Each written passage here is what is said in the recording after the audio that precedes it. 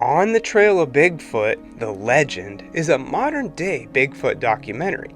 The way I see it, there are three categories when it comes to Bigfoot docs. There's the 70s classics like Sasquatch, The Legend of Bigfoot, and The Legend of Boggy Creek, that are good introductions to what people thought the creature was at the time. Then you have the 90s docs, like To the Ends of the Earth, a Bigfoot monster mystery, which tries to bring in technology and then uses that to help find the beast. And then that brings us to the modern era, and no one has put out more footage from this time than Small Town Monsters. On the Trail of Bigfoot, The Legend, is a very good introduction to the subject.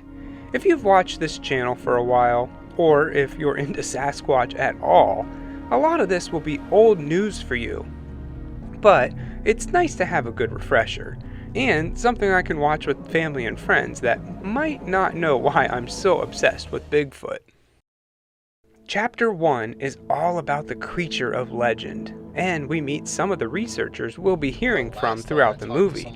Most notably, Lauren Coleman, a prominent name in the Bigfoot world right now, and owner of a cryptozoology museum in Maine.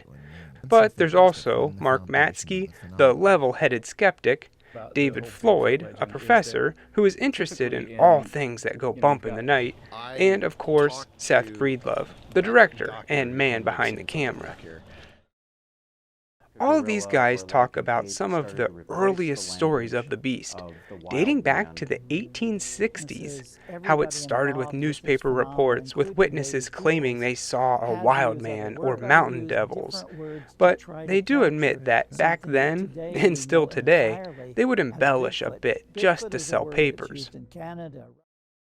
Then they move on to the Ape Canyon incident, interviewing Mark Mastrell, who has dedicated a good part of his life learning about the story.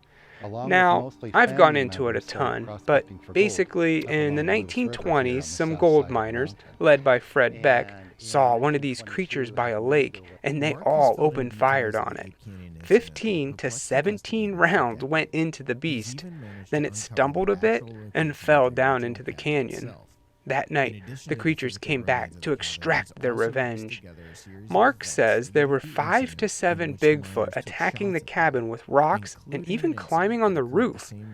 The next morning, once everything had settled down, they went outside and saw footprints and large rocks everywhere, but no sign of what was throwing them. Mark claims to have found the original site of the cabin, but it's long gone now.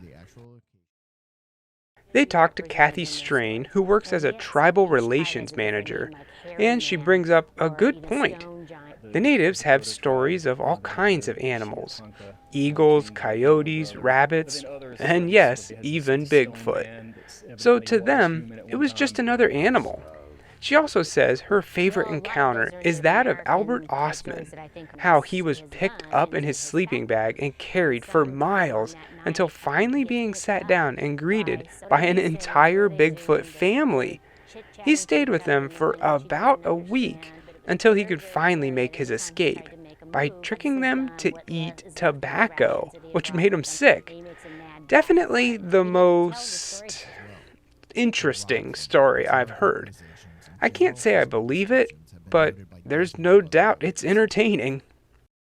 So that's all about the history of the creature, and now they move on to Chapter 2, the birthplace of Bigfoot. Who really knows where Bigfoot came from, but it's undeniable that most of these sightings happen in the Pacific Northwest. They talk about how vast it is and how there are 56 crashed planes that they can't find in the woods. Those planes aren't moving and they still can't locate them. Now try to find something that is moving and trying to avoid you. It would be impossible. They meet up with some of the members of the Olympic Project, a team of researchers that are more interested in discovering Sasquatch patterns. To them, they know it exists. There's no doubt about that. But if they could figure out its patterns, maybe then they could prove it to the rest of the world. The early days of Sasquatch research were dominated by 4 men: Now they talk about the four biggest names in Sasquatch hunting: John Green, Rene DeHigden, Grover Krantz, and Peter Byrne. It's kind of interesting to learn a little bit about these guys who were studying the creature back in the 60s and 70s during its heyday. John Green just wanted the facts and was very by the book. In fact, he wrote several books on the topic. Rene DeHigden had a good sense of humor and was well liked, but his ultimate goal wasn't to make friends, it was to find these creatures. Grover Krantz was the only academic and had connections to resources that the other men just didn't have. And then there's Peter Byrne, the ex-big game hunter / adventurer. So that's all well and good to have a team like that, but we know how this ends, and ultimately, they weren't successful because we still, to this day, don't have the conclusive proof that they were after. Maybe that's because none of them could get along, never seeing eye to eye. Much like the researchers today, maybe if we all just got along, Bigfoot would finally come out of the woods and say hi. Chapter 3, Rise of the Monsters, is all about Bigfoot's growth and popularity across the U.S. and regional differences. The East Coast variant is said to be a bit more aggressive than the West Coast ones, and in the Pacific Northwest, if you see an 8-foot-tall hairy monster, you call it Bigfoot or Sasquatch. But over here in the East, we have the Fouke Monster, the Missouri Monster, the Monroe Monster, the Minerva Monster. Real creative guys find a small town that starts with M, then say monster after it. But there's also Big Head, Enfield Horror, Skunk Ape, the Grass Man, Booger, Ape Man. They go into a few reports from the East Coast. Some pretty interesting ones too. They even talk about a connection between UFOs and Bigfoot. However, Coleman says that these are few and far between. He estimates that 8% of sightings are misidentification, 1% are hoaxes, and an even smaller percentage includes UFOs. Most sightings claim this to be a flesh and blood creature, a monster that could be found, a beast that they'll be looking for in the next movie. Small Town Monsters is located pretty close to where I live, so I've been to a few of their premieres, and it's always a good time. However, most of their films, at least I feel, put a little too much focus on the cinematography and movie making than Bigfoot himself, which is the whole reason you're watching it in the first place. On the Trail of Bigfoot, the legend doesn't have this problem. They focus on the researchers, stories, and the myth of Bigfoot.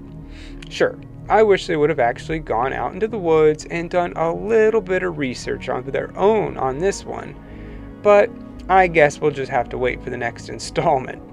You can sense the bigger picture on what they're trying to do here, a story that's just too big for one movie. You can't just go out into the woods and hunt something without first teaching your audience about it. Imagine if Marvel made the Avengers without all the other movies before it. You wouldn't care about the characters or understand what makes them tick. That's what On the Trail of Bigfoot the Legend is. A first and necessary introduction to a series that will hopefully lead to a greater finding. So if you want to watch a documentary with guys out in the woods with thermal cameras and night vision, skip this one. But if you don't know much about the history of Bigfoot, it's a good introduction. I give On the Trail of Bigfoot, the Legend, 3 UFO Bigfoot encounters out of 4. Peter Byrne and John Green never liked each other, and then Grover Krantz got angry at all of them. Rene DeHigden very famously criticized Grover Krantz for being, a stick in the mud, and